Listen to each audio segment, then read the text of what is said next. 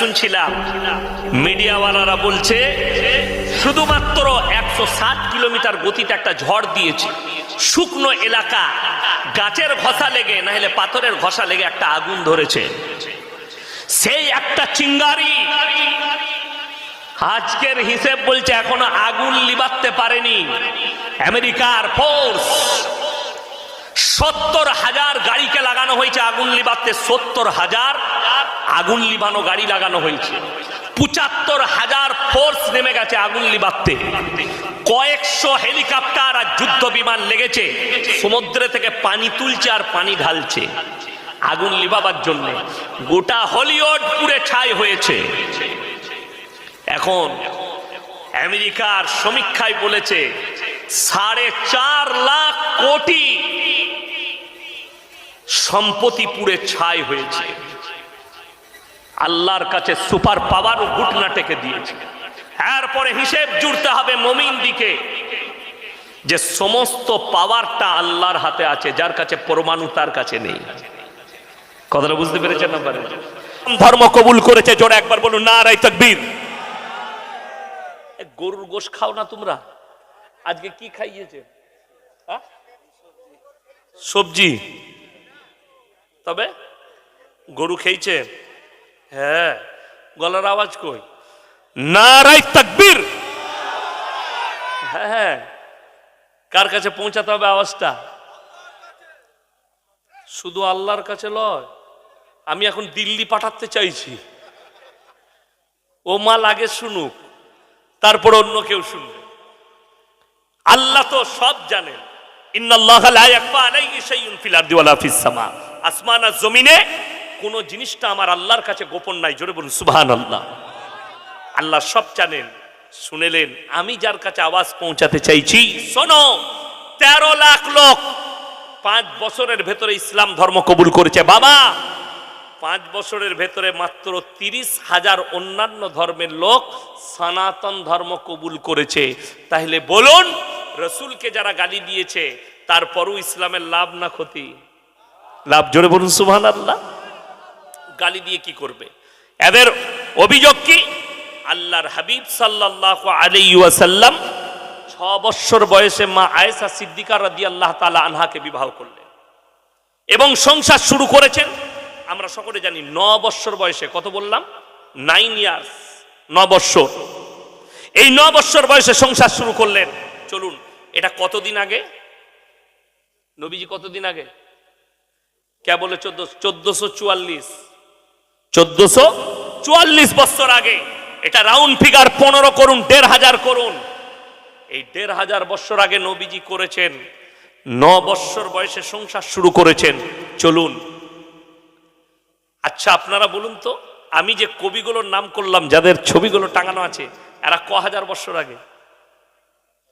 150 বছরের ভেতরে, খুব জোর 200। শুনেলেন, কবিগুরু রবীন্দ্রনাথ ঠাকুর যেদিনে বিবাহ করেছেন, ওনার স্ত্রীর বয়স ছিল মাত্র 11 ইয়ার্স, 11 বছর। কত বললাম? 11। যেদিনে ঈশ্বরচন্দ্র বিদ্যাসাগর বিবাহ করেছেন, ওনার স্ত্রীর বয়স ছিল 7 ইয়ার্স, 7 বছর বয়স। কত বললাম? 7। সব থেকে কম বয়সী হচ্ছে বঙ্কিমচন্দ্র চট্টোপাধ্যায়। যেদিনে বিবাহ করেছেন, ওনার স্ত্রীর বয়স ছিল মাত্র 5 ইয়ার্স, 5 বছর। কত বললাম? 5 বছর। এই হারামের আউলাদদের শিক্ষিত দিকে বলছি, তোমার বাপের হিম্মত থাকলে একবার মিডিয়ার সামনে এসে এই সমস্ত মনীষীদিকে একবার বলাৎকারী বলে দেখাও। রসুলকে সহজে বলে দিতে পারো, এদের নামে একবার বলে দেখাও। আমাদের কোনো এতেরাজ নাই, আমাদের কোনো অভিযোগ নেই যে কেন ঈশ্বরচন্দ্র বিদ্যাসাগর 7 বছরের একটা মেয়েকে বিবাহ করলেন, কেন বঙ্কিমচন্দ্র চট্টোপাধ্যায় 5 বছরের মেয়েকে বিয়ে করলেন। এটা আমাদের অভিযোগ নেই। কেন? যে যুগটাই করেছেন, ওই যুগটা ওই হালতেই ছিল। কথাটা বুঝতে পারেননি? ওই হালতে। আগেকার যুগে আমাদের যারা দাদু বেঁচে আছে, জিজ্ঞেস করুন, এরা আমার বাপের বয়সী যারা আছে, এরা নিজেরাও জানতো না। খেলা করছে, ধরে নিচে, চল তোর বিয়ে আছে, বসে বিয়ে পড়িয়ে দিলে। ঠিক বললাম না ভুল বললাম বাবাজি? এইরকমই ছিল। যেমন আমাদের নামে কি অভিযোগ উঠছে? মুসলমান তো বাচ্চা পয়দা করনে वाला মেশিন है। বড় কষ্ট। 4 4 5 5 10 10 বাচ্চা लेते, অথচ মোদিজিরা 6 ভাই। কথা বলুন, মোদিজি ক ভাই? 6 ভাই।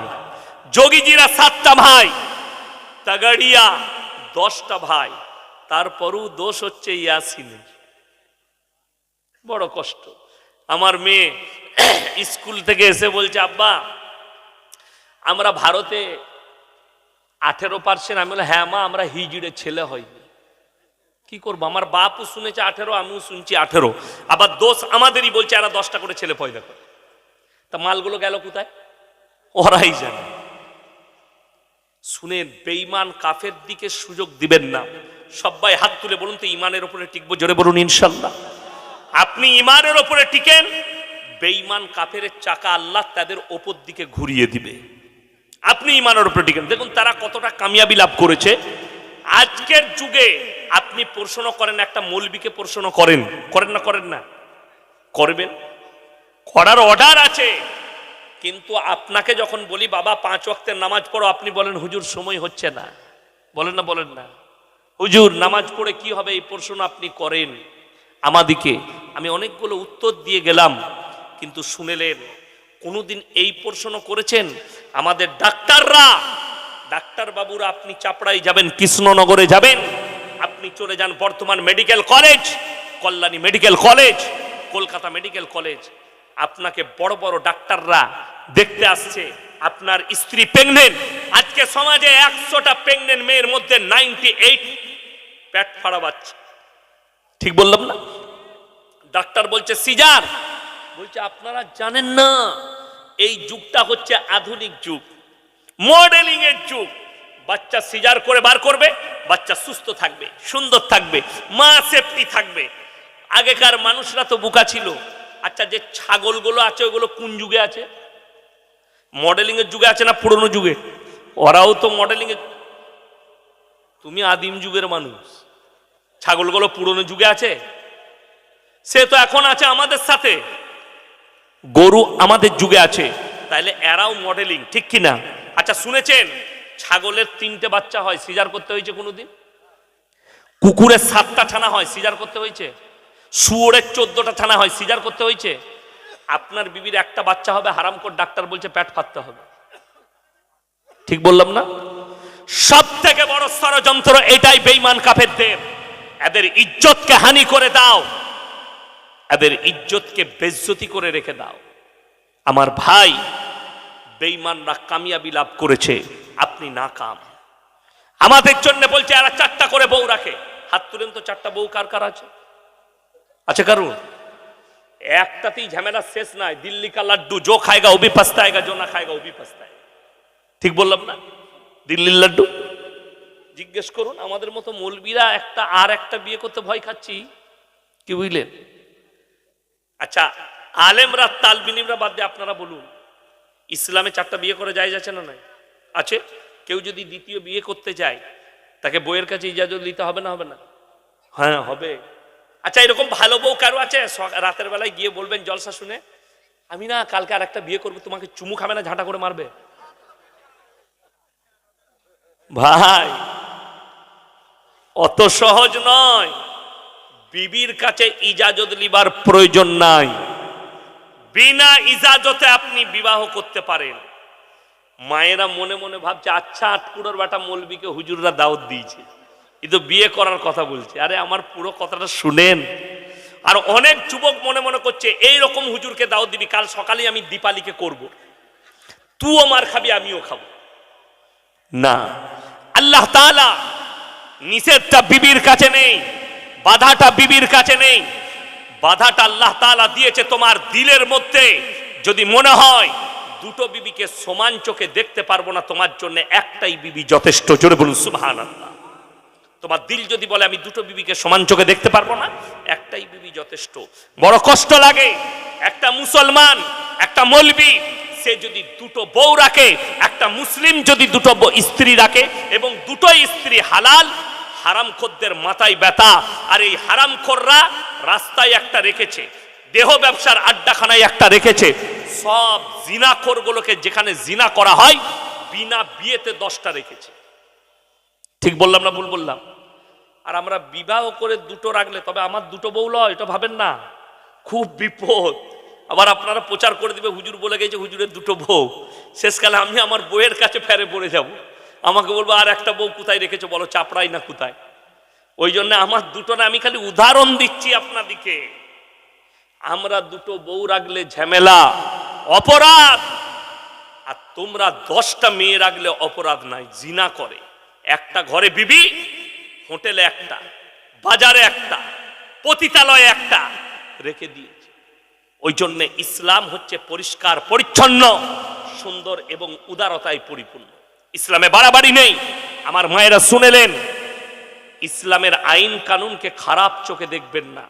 বেঈমান কাফেররা কত ঠান্ডা মাথায় কাজ করেছে আপনি অনুভব করতে পারবেন না, অথচ সেইগুলোকে আপনি ইসলামের আখলাক মনে করেছেন। আজকে আপনারা বলুন তো, আপনাকে আমি কৃষ্ণনগরে দেখিয়ে দেব 25শে ডিসেম্বর কতগুলো মুসলিমদের ছেলে খালি গির্জায় গিয়ে আশীর্বাদ দিতে গেছে। বর্তমান টাউনে দেখিয়ে দেব, কলকাতায় দেখিয়ে দেব, হাজার হাজার মুসলিমদের ছেলে এই জানুয়ারি মাসে গাড়ি ভাড়া করে ফিস্ট করতে যাচ্ছে, যাচ্ছে না যায়নি? হারাম।